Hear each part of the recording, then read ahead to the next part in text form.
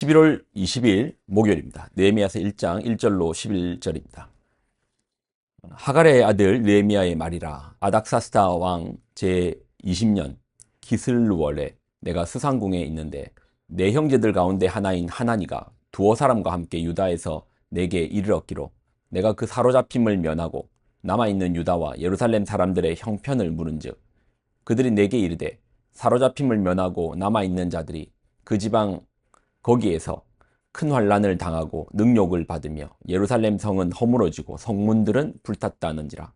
내가 이 말을 듣고 앉아서 울고 수일 동안 슬퍼하며 하늘의 하나님 앞에서 금식하며 기도하여 이르되 하늘의 하나님 여호와 크고 두려우신 하나님이여 주를 사랑하고 주의 계명을 지키는 자에게 언약을 지키시며 긍휼을 베푸시는 주여 간구하나이다.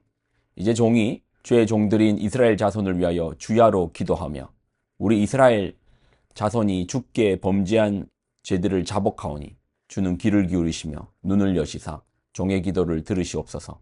나와 내 아버지의 집이 범죄하여 주를 향하여 크게 악을 향하여 주께서 주의 종 모세에게 명령하신 계명과 율례와 규례를 지키지 아니하였나이다. 옛적에 주께서 주의 종 모세에게 명령하여 이르시되 만일 너희가 범죄하면 내가 너희를 여러 나라 가운데에 흩을 것이요 만일 내게로 돌아와 내 계명을 지켜 행하면 너희 쫓긴 자가 하늘 끝에 있을지라도 내가 거기서부터 그들을 모아 내 이름을 두려고 택한 곳에 돌아오게 하리라 하신 말씀을 이제 청하건대 기억하옵소서. 이들은 주께서 일찍이 큰 권능과 강한 손으로 구속하신 주의 종들이요 주의 백성이니이다. 주여 구하오니 귀를 기울이사 종의 기도와 주의 이름을 경외하기를 기뻐하는 종들의 기도를 들으시고 오늘 종이 형통하여 이 사람들 앞에서 은혜를 입게 하옵소서 하였나니 그때에 내가 왕의 술관원 되었느니라. 아멘. 기도하겠습니다.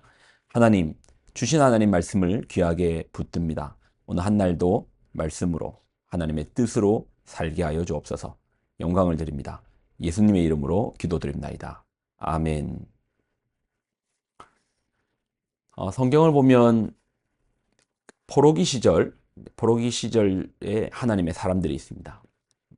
여러분 좀 아시는 인물들, 다니엘, 에스겔, 에스더, 스룹바벨, 학개, 스가랴, 에스라, 느헤미야 이런 인물들이 있죠. 연대적으로 조금 구분을 하면 포로 이전에 미리 끌려갔던 인물들이 다니엘, 에스겔 같은 인물입니다. 나라가 망하면서 포로로 끌려간 겁니다.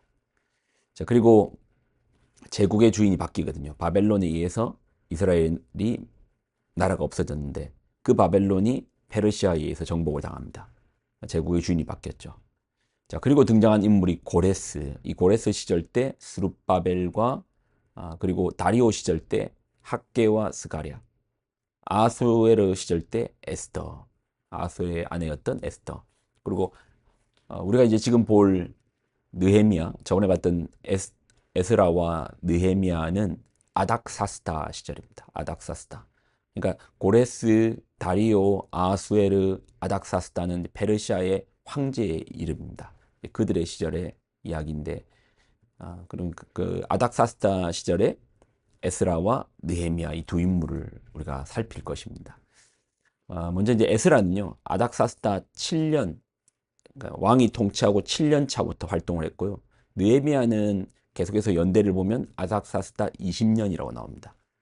그러니까 우리가 에스라와 느헤미야는 몇 년 간극이 있죠? 적어도 13년의 간극이 있고, 그러면은 에스라와 느헤미야는 겹치지 않습니까? 아니요. 13년 전부터 에스라는 활동을 했고, 느헤미야 시절 때까지도 에스라는 계속해서 활동을 하고 있습니다. 중간에 좀 힘이 빠지는데 느헤미야가 다시 옴으로써 같이 이제 힘을 합쳐서 예루살렘 공동체를 일으키는 것이죠. 예. 자, 오늘 부분 좀 보면, 자, 지금 이제 느헤미야가 어디에 있는가부터 좀 살피겠습니다. 아닥사스다 왕 제20년 기슬루월에 내가 수산궁에 있는데, 이제 페르시아의 궁에 있습니다. 자, 이런 느헤미야가 소식을 듣습니다. 내 형제들 가운데 하나인 하나니가 두어 사람과 함께 유다에서 내게 이르렀기로 내가 그 사로잡힘을 면하고 남아있는 유다와 예루살렘 사람들의 형편을 물은즉 몸은 수산궁에 있습니다. 궁전에 있고 권력이 가장 가까이 있으니까 자기 몸은 편할 거잖아요. 그렇지만 느헤미야의 관심은 어디에 있죠? 하나님의 성, 하나님의 집, 성전에 관심을 두고 있는 겁니다. 성도인 우리도 이제 같은 마음이죠. 우리 몸은 편할지라도 우리가 늘 교회에 깊은 관심을 가지고 있잖아요. 자, 그러면 예루살렘의 형편은 어떻다는 겁니까? 3절. 그들이 내게 이르되 사로잡힘을 면하고 남아있는 자들이 그 지방 거기에서 큰 환난을 당하고 능욕을 받으며 예루살렘 성은 허물어지고 성문들은 불탔다 하는지라.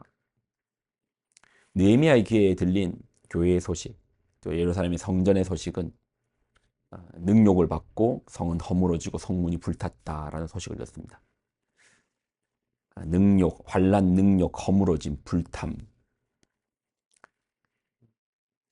여러분 만약에 여러분이 섬기는 교회가 우리 만나새 생명교회가 이제 그런 형편에 있다.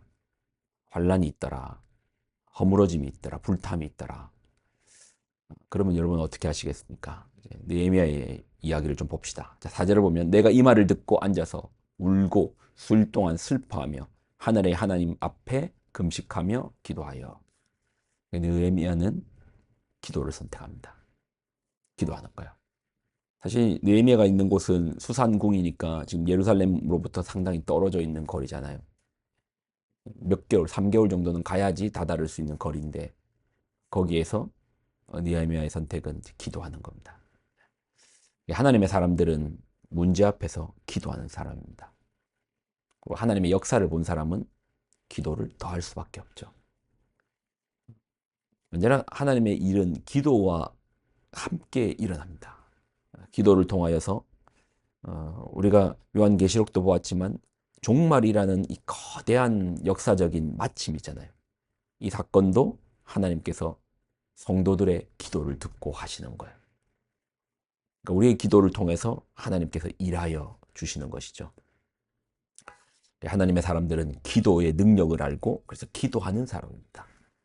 자, 느헤미야의 기도를 좀 더 살펴보면 6절을 보면 이제 종이 주의 종들인 이스라엘 자손을 위하여 주야로 기도하오며 우리 이스라엘 자손이 주께 범죄한 죄들을 자복하오니 주는 귀를 기울이시며 눈을 여시사 종의 기도를 들으시옵소서. 나와 내 아버지의 집이 범죄하였나이다. 느헤미야의 기도를 보면 그 속에 뭐가 담겨져 있죠? 민족이 담겨져 있어요. 자신의 민족의 죄, 또 민족의 상황. 내 기도에 무엇이 담겨 있는가가 그 사람의 크기, 특별히 성도의 크기를 보여줍니다.